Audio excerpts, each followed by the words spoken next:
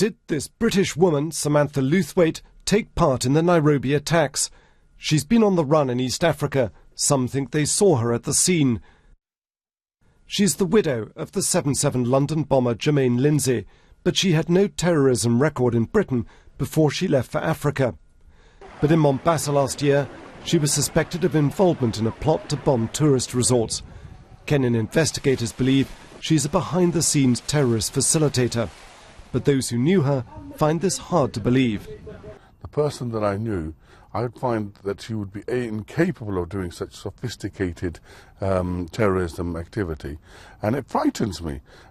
Is she involved? Is she put under pressure? Is she under duress? There's so many questions to be asked, because the Samantha that I knew, I can't imagine it. It takes someone very sophisticated to be involved in such terrorist international organisation like this. So what are the global connections of Al-Shabaab and the Nairobi attackers? Would-be jihadists have been coming from the US, Britain, Scandinavia and elsewhere to join Al-Shabaab. Researchers talk of a pipeline of recruits coming from the US.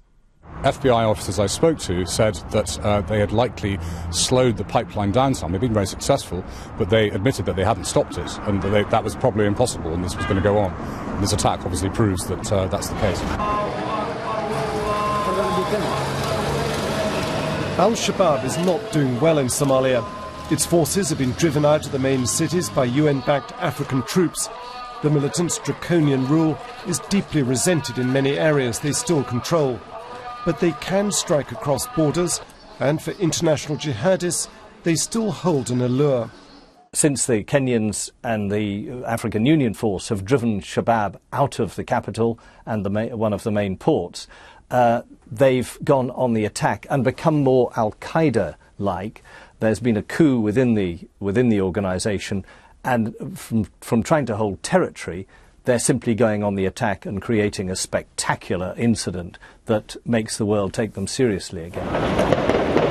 Now, as Kenyan investigators race to identify the attackers, counter-terrorism officials from many other countries, including Britain, are urgently checking their records and looking for answers.